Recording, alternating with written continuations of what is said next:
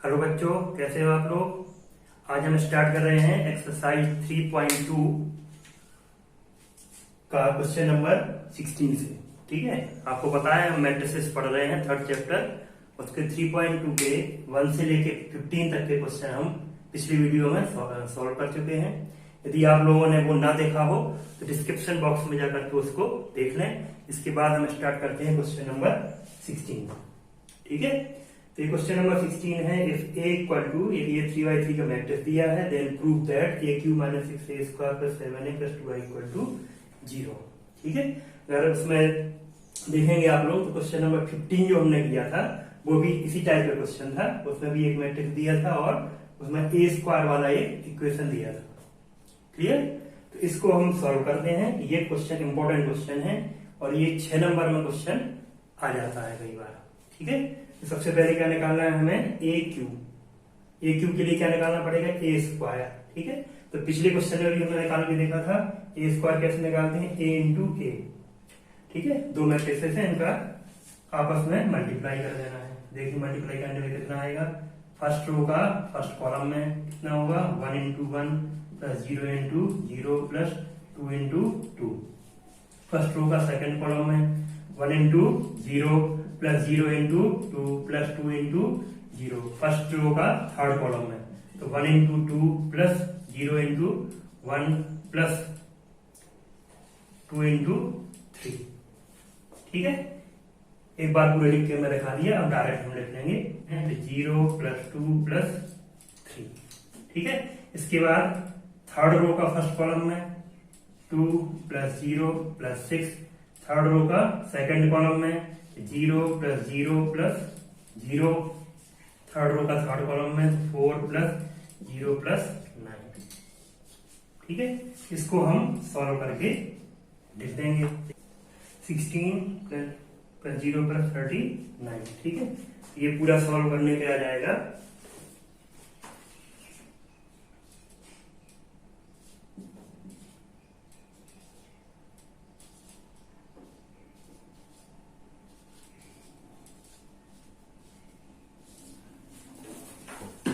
55।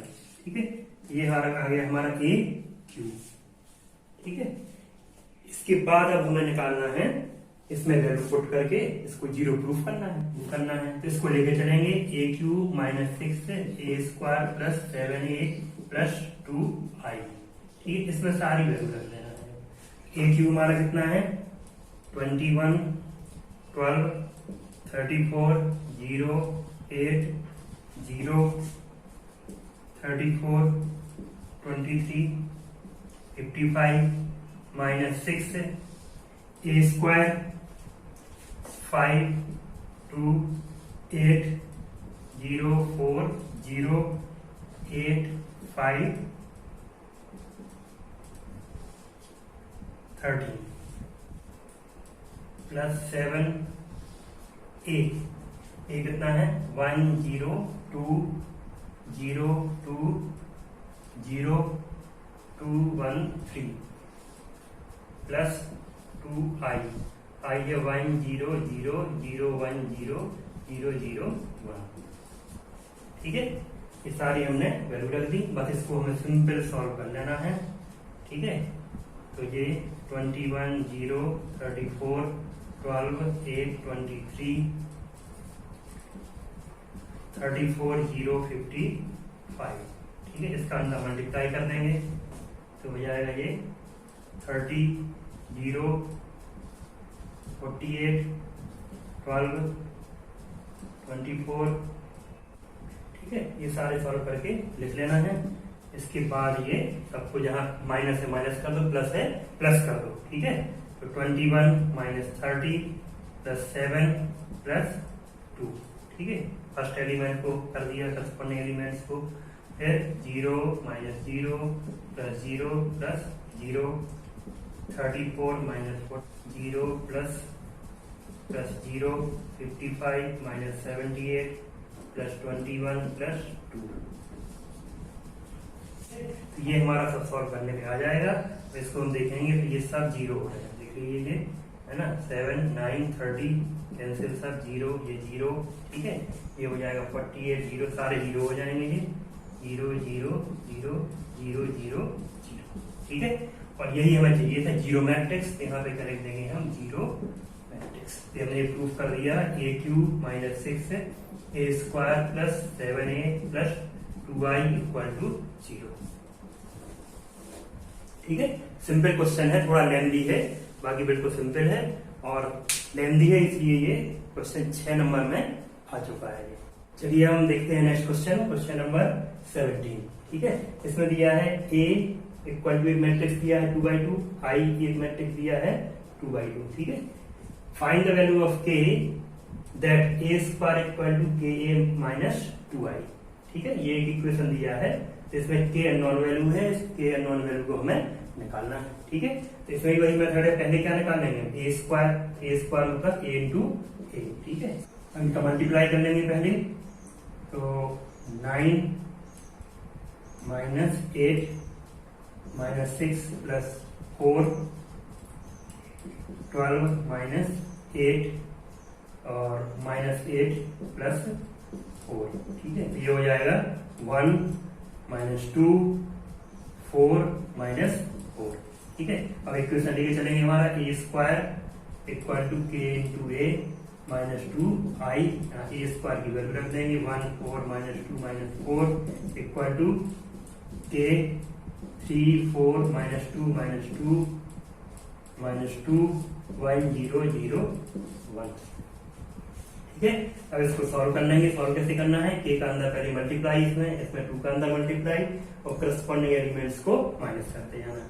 कितना हो जाएगा, ये 3k और ये माइनस 2 के माइनस 0, 4k माइनस 0, और ये हो जाएगा माइनस 2k माइनस 2, ठीक है। और ये किसके इक्वल है, 1 4 माइनस 2 माइनस 4, उनको कंपेयर कर देंगे क्योंकि इक्वल मैट्रिक्स है, करस्पॉन्डिंग एलिमेंट्स इक्वल होंगे। 3k माइनस 2 इक्वल टू 1, इससे निकल आएगा k इक्वल टू 1, फिर minus 2k equal to minus 2, इससे भी क्या निकलेगा, k equal to 1, 4k equal to 4, इससे भी k इक्वल टू 1, और minus 2k minus 2 equal to minus 4, इससे भी निकलेगा k equal to 1।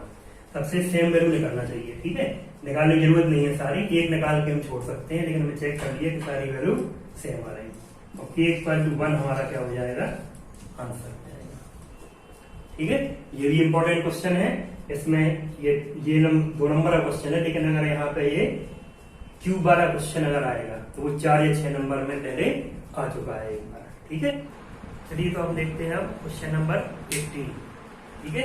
Question number 18 में क्या दिया है, इफ a इक्वल टू, ये मैट्रिक्स दिया है 2/2 पर 0 minus 10 alpha by 2 10 alpha by 2 0, and I is the identity matrix of order 2, so that इतना हमें प्रूफ करना है, ठीक है। तो एक मैट्रिक्स तो दिया ही है, और आइडेंटिटी मैट्रिक्स हमें पता है क्या होता है, ये I इक्वल टू 1 0 0 1, ये कहलाता है आइडेंटिटी मैट्रिक्स ऑफ ऑर्डर 2, ठीक है। तो स्टार्ट करते हैं, पहले इसका क्या लेंगे, लेफ्ट हैंड साइड, इसका लेफ्ट हैंड साइड कितना है, I प्लस a, ठीक है। I प्लस a कितना हो जाएगा, I कितना है 1 0 0 1, और प्लस a कितना है 0 minus 10 alpha by 2 10 alpha by 2 और 0,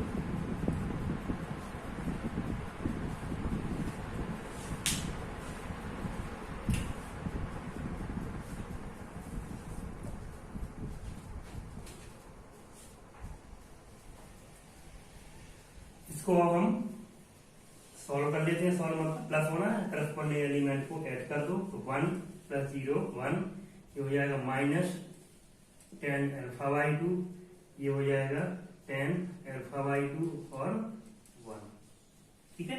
तो ये हो गया हमारा लेफ्ट हैंड साइड, इसको यहीं पे छोड़ देना है। अब हम लेके चलेंगे अपना राइट हैंड साइड, ये कितना है I minus A into cos alpha minus sine alpha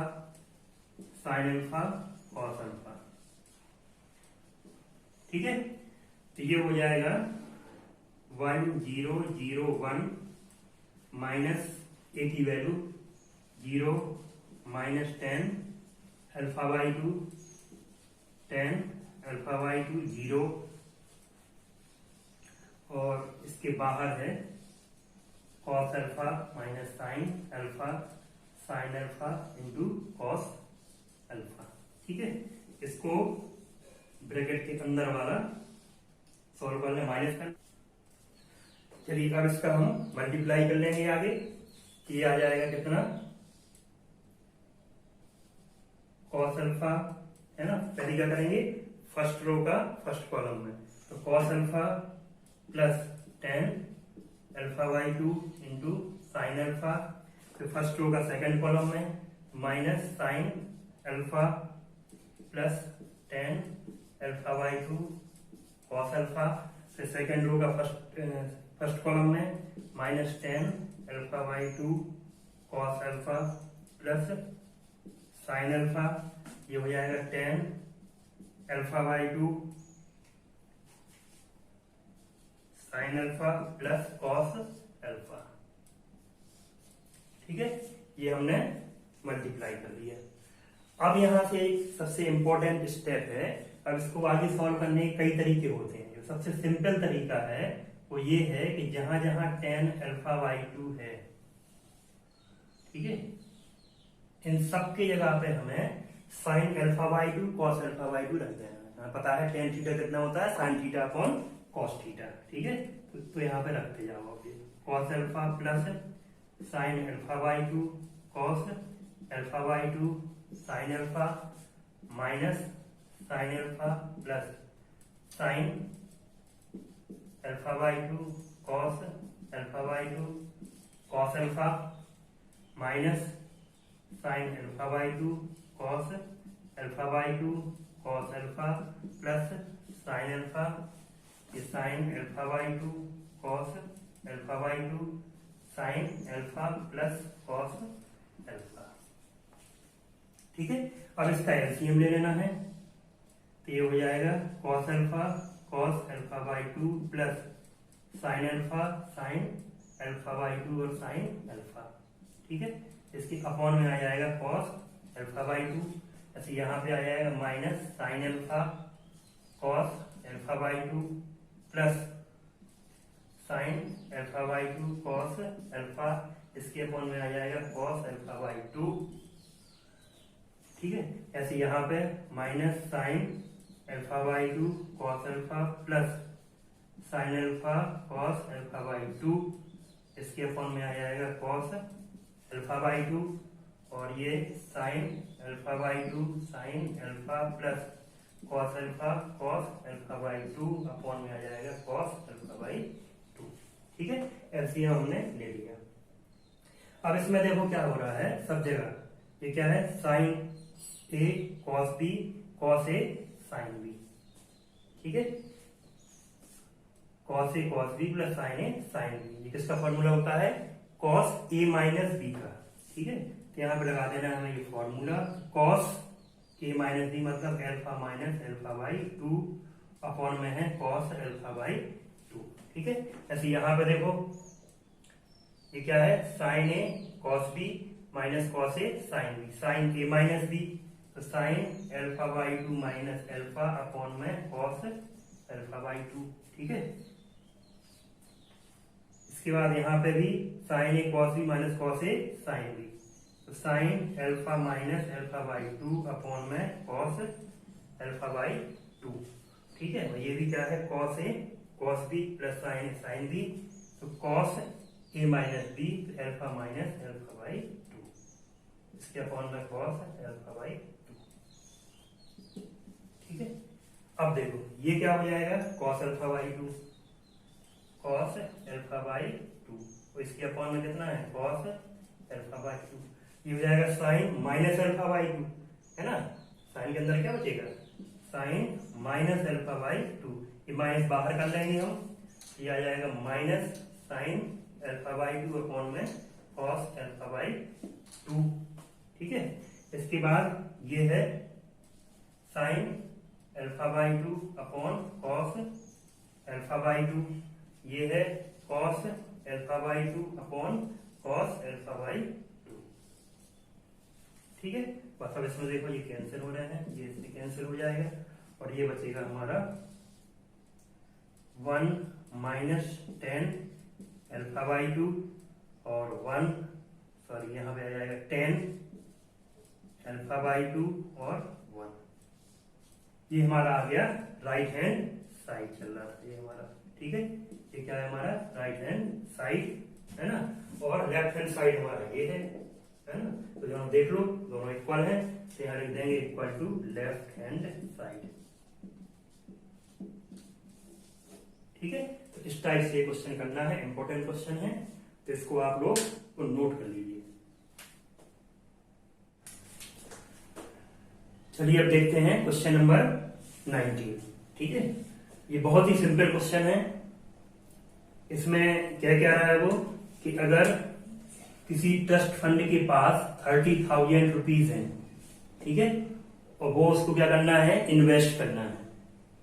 और किसमें करना है, दो टाइप के बॉन्ड हैं उनमें इन्वेस्ट करना है ना, बॉन्ड 1 बॉन्ड 2। ठीक है, तो फर्स्ट टाइप का जो बॉन्ड है, उसके लिए जो रेट ऑफ इंटरेस्ट है पर ईयर वो कितना है, 5% है, और जो सेकेंड बॉन्ड है उसके लिए कितना है, 7% है। ठीक है, तो वो कितना कितना इन्वेस्टमेंट करे कि उनका जो टोटल एनुअल इंटरेस्ट है वो कितना हो, 1800 रुपए। ठीक है, ये दो क्वेश्चन है, कंफ्यूज नहीं होना है। पहले हम किसके लिए कर रहे हैं, 1800 रुपए। ठीक है, टोटल इंटरेस्ट कितना मिलता है, 1800 रुपए।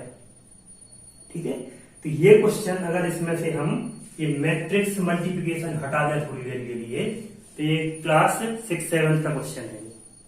ठीक है, कैसा है कि मान लो हमने मान लिया कि 30,000 रुपीज है, वो एक बॉन्ड में कितना कर रहा है इन्वेस्ट, एक्स, तो दूसरे में कितना करेगा, 30,000 माइनस एक्स। ये हमने लिख लिया, ये हमने टाइम बचाने के लिए पहले से लिख लिया है। ठीक है, investment in first bond x, investment in second bond 30,000 minus x, ये गिवन है ना, ये हमने सपोज कर लिया।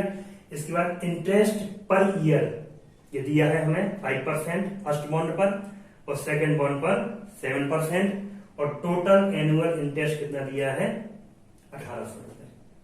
ठीक है, तो अगर ये मैट्रिक्स मल्टीप्लिकेशन हटा दें हम, तो सिंपल 6-7 के स्टैंडर्ड क्वेश्चन है। और कैसे किया जाता है ये, अगर मैट्रिक्स ना होता तो ये x रुपीज है फर्स्ट पे, इस पर इंटरेस्ट कितना है, 5%, तो क्या कर देते हैं हम, x इंटू 5% प्लस दूसरे पर 30,000 को सॉल्व करके x की वैल्यू हम निकाल लेंगे।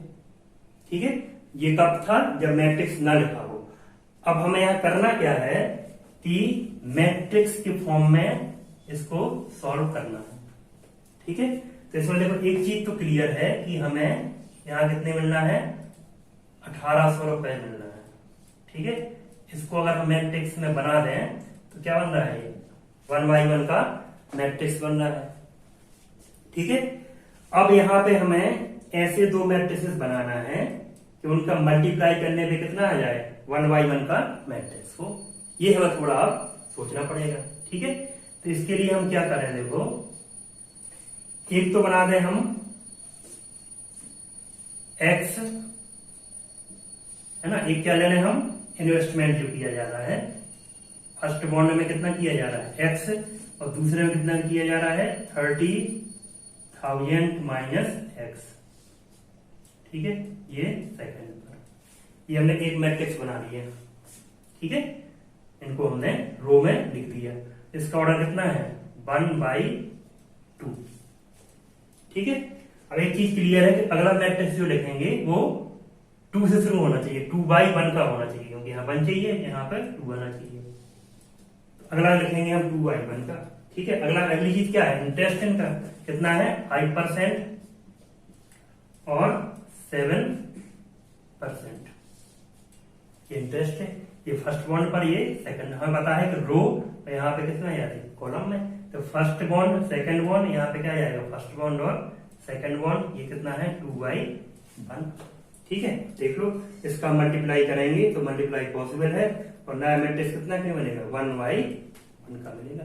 ठीक है, तो अब इसको हम मल्टीप्लाई कर लेंगे। एक्स कैश में होगा कितना हो जाएगा एक्स इंटू 5%।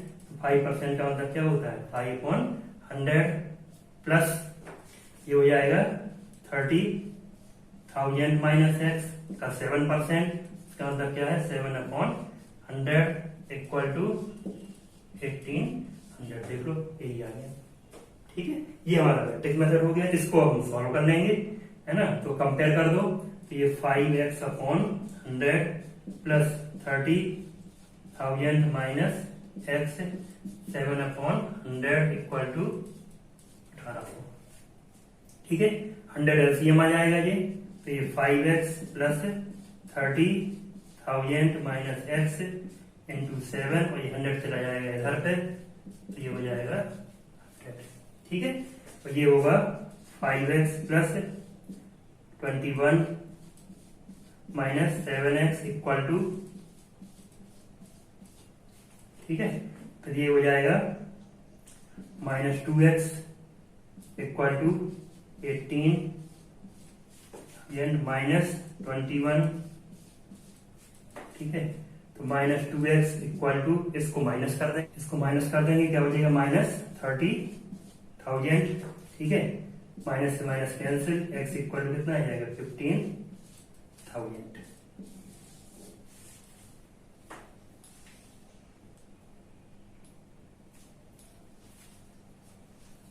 ठीक है, तो ये हमारा आ गया x 15,000 और 30,000 माइनस x इक्वल टू भी क्या हो जाएगा 30,000 माइनस 15,000, ये 15,000 रुपीज। ठीक है, तो ये फर्स्ट में इतना इन्वेस्ट करेगा और सेकंड में भी इन्वेस्ट करेगा, तो इनका जो टोटल इंटरेस्ट है वो कितना आएगा 1,800 रुपए। ठीक है, इस टाइप से हमें ये कर लेना है। और सेकंड पार्ट में कुछ नहीं करना है, जहां ये 1,800 रुपए रखा है हमें, ठीक है, इसकी जगह पे क्या रख देना है, ये 2,000 रुपए रख देना है, 2,000 रख देना है 1800 की जगह पे, तो उससे एक्स की दूसरी वैल्यू आ जाएगी। क्लियर है? चलिए देखते हैं क्वेश्चन नंबर 20, है ना। बहुत सिंपल क्वेश्चन है। इसमें क्या है कि 10 दर्जन केमिस्ट्री बुक्स लेना है ना, और 1 दर्जन फिजिक्स बुक्स और 10 दर्जन इकोनॉमिक्स बुक्स। ठीक है, ये परचेज करना है और इनकी सेलिंग प्राइस दी है। जो केमिस्ट्री की सेलिंग प्राइस है वो कितनी है 80 रुपए है, फिजिक्स की 60 रुपए है और इकोनॉमिक्स की 40 रुपीज पर बुक है। ठीक है, तो टोटल कॉस्ट कितनी होगी। ठीक है, तो ये क्वेश्चन भी अगर मैट्रिक्स मेथड से हटा दें तो क्लास 5 का बच्चा भी बता देगा ये कितने रुपए होंगे, है ना। एक का हमें रेट पता है, जितनी बुक्स हैं उनको प्लस कर दो, उनका सॉरी मल्टीप्लाई कर दो। ठीक है, इसमें फिर जैसे जितनी बुक है उसका ऐसे मल्टीप्लाई कर दो, मतलब हमें टोटल करना क्या है 80 इंटू, ठीक है, कितनी बुक्स है 10 दर्जन। 10 दर्जन मतलब 10 इंटू 12। ठीक है, और ये 60 इंटू, है ना, ये कितना है 1 दर्जन मतलब 8 इंटू 12। ठीक है, और इकोनॉमिक्स बुक कितनी है 10 दर्जन, तो ये 40 इंटू 10 इंटू 120। इन सबको हमें प्लस कर देना तो हमारा आंसर आ जाना है। ठीक है, क्लास 5 के स्टैंडर्ड क्वेश्चन अगर यहाँ मैट्रिक्स मेथड से करना है तो उसके लिए हमें क्या करना है, हमें एक चीज ध्यान रखना है कि यहाँ पे हमें क्या चाहिए टोटल अमाउंट, मतलब ये क्या बनेगा 1/1 का मैट्रिक्स बनना है फाइनल। ठीक है, तो ऐसे किन दो मैट्रिक्स का मल्टीप्लाई करें कि बाद में क्या बने 1/1। ठीक है, तो यहाँ हमारे पास क्या क्या है बुक्स है ना, तो यहाँ पे हम थोड़ी देर के लिए लिख लें कि मान लो ये केमिस्ट्री की बुक है, ये फिजिक्स की बुक्स हैं और ये इकोनॉमिक्स की बुक्स हैं। ठीक है, तो केमिस्ट्री की बुक्स कितनी लेना है हमें 10 दर्जन मतलब 10 इंटू 12। फिजिक्स की 8 दर्जन तो 8 इंटू 12। इकोनॉमिक्स की 10 दर्जन 10 इंटू 12। तो ये हो गई हमारी बुक्स है। और हमें पता है कि अगर यहाँ पे हम ये सब्जेक्ट लेते हैं दूसरे में, ये हमें यहाँ पे लेना है। ठीक है, तो यहाँ पे अगर लें हम तो यहाँ पे क्या लिख देंगे सेलिंग प्राइस।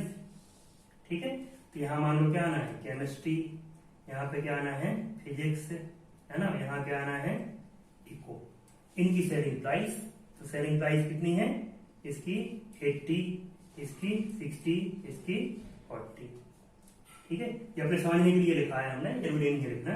अब देख लो ये और मैट्रिक्स कितने ऑर्डर का है 1/3 का है, ये 3/1 का है, तो ये नया मिलेगा हमें कितने का मिलेगा 1/1 का मिलेगा। ठीक है, बस मल्टीप्लाई कर दो, कितना होगा 120 है ना, ये तो 120 है into 80 plus 96 into 60 plus 120 into 40। ठीक है, और ये पूरा सॉल्व करके हमें लिखाएगा 20160, इसको आप लोग कर लीजिए, ये इसका आंसर टोटल कॉस्ट हो जाएगी। क्लियर?